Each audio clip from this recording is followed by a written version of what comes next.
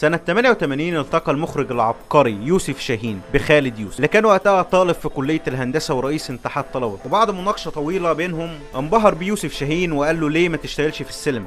انت طريقة حكيك سينمائية جدا ومثقف، وشاف في يوسف شاهين انه امتداد لمدرسته، ونتج عن الاكتشاف الشاهيني ده مخرج عبقري و9 تحف فنية من افضل مقدمة السينما المصرية.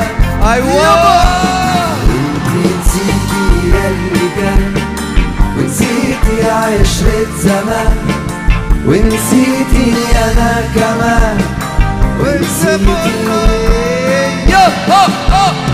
الحلقة الأولى هي أنت عمري، قدمها لنا سنة 2004 وكان من بطولة هاني سلامة ونيلي كريم ومنى شلبي، والفيلم بيتكلم عن مهندس سافر يتعالج من السرطان وساب زوجته وابنه، وهناك في مستشفى السرطان اتعرف على مريض وحبها. الفيلم تحفه فنيه لكنه من اقل افلام خالد يوسف وايقاعه بطيء جدا، لكن عايز اقول لك ان الافلام الرومانسيه عندنا مش موجوده اساسا، كل افلام كوميديه واكشن. لما عملت افضل 5 افلام رومانسيين مصريين ما لقيتش كتير وهو كان من ضمنهم. وفي سنه 2005 قدم لنا فيلم ويجا، والفيلم واخد طابع التشويق بتاع مارتن سكورسيزي جدا، انه رميك في الاحداث وانت مش فاهم حاجه وبتحاول تمشي مع الابطال.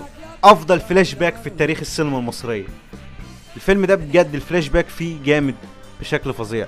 وفي 2006 قدم لنا فيلم خيانة مشروعة، الفيلم اللي بيتكلم عن آل البحيري او بالتحديدا هشام البحيري، وطبعا من تأليف خالد يوسف.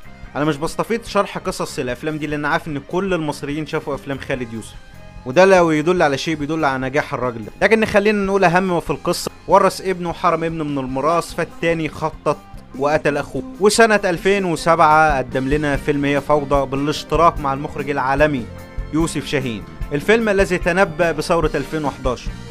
مشكلة فيلم هي فوضى انه رمزي زيادة عن اللزوم، فانت لازم تشغل مخك معاه، لان اكيد حاتم مش مجرد امين شرطة، حاتم كان رمز لشيء تاني. وطبعا بهية اللي في كل افلام يوسف شاهين بتمثل مصر، طبعا انت في الفيلم شفت بنت بهية حصل لها ايه، وكفايه كده على فيلم هي فوضى عشان الفيلم لبش. في 2007 من نفس السنه بتاعت هي فوضى اتعمل فيلم حين ميسرة اللي كان بيتكلم عن العشوائيات في مصر، وكان بيتكلم عن حاجات كتير. المشكله ان في المدرسه بتاعت يوسف شاهين انه بيتكلم عن حاجات كتير جدا، فانت تيجي تحكي الفيلم مش عارف تحكي الفيلم من انهي منظور من كتر القصص اللي فيه. ان كان فيه قصه منهم عن مثليه الجنس، وده اللي بيعجبني في مدرسه يوسف شاهين واللي خدها بعديه خالد يوسف، ان الفيلم بيعرض لك المجتمع من كل النواحي، كل طوائف الشعب، الغني الفقير، من الاخر على كل لون يابا تسطى زي ما بيقولوا. وفي السنه اللي بعدها 2008 توفى المخرج الكبير يوسف شاهين.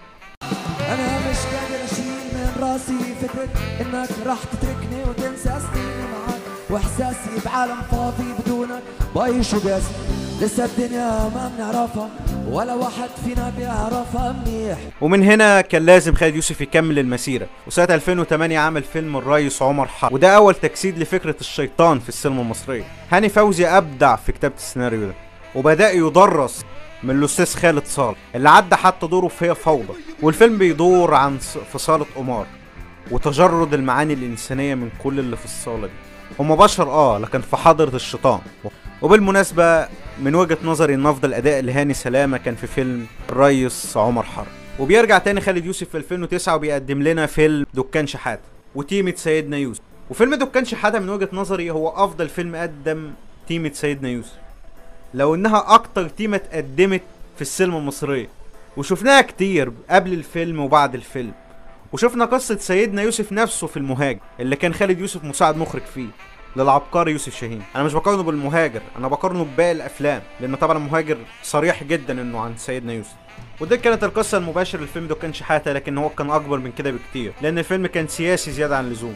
وفي سنه 2010 الفيلم الايقوني فيلم كلمني شكرا. صعب تلاقي حد ما شافش فيلم كلمني شكرا، اللي افهاته معلقه من الناس من 2010 لحد دلوقتي. والفيلم بيتكلم عن توشكا اللي نفسه يمثل وهو ممثل فاشل ونفسه يحقق حلمه. وفيلم كلمني شكرا من اقوى الافلام الكوميديه في تاريخ مصر اساسا، وكوميديا عمرو عبد الجليل اللي مش هتلاقيها اللي عنده اساسا. لكن بعد فيلم كلمني شكرا رجع للنكد تاني في فيلم كف القمر، هو اخر تحفه لخالد يوسف. الفيلم في معناه الكبير بيتكلم عن الفرقه ولم الشمل. وبعد فيلم كف القمر خالد يوسف ما عملش اي اعمال سينمائيه او دراميه. وسنة 2018 عمل فيلم كارما اللي انا بالمناسبة ما حبيتوش. وفي رمضان 2023 عمل اول مسلسل ليه وهو سر الباتع، واللي كان بيتكلم عن الحملة الفرنسية. ودي كانت كل اعمال خالد يوسف ولو هنرتب افلام خالد يوسف من الافضل للاسوأ هيبقى كالاتي: رقم 1 فيلم هي فوضى، رقم 2 فيلم الريس عمر حرب، رقم 3 فيلم حين ميسرة، رقم 4 فيلم دكان شحات، رقم 5 فيلم كلمني شكرا، رقم 6 كف القمر، رقم 7 ويجا، رقم 8 خيانة مشروع، رقم 9 انت عمري، رقم 10 جواز بقرار جمهوري، رقم 11 كرب، رقم 12 العاصفة.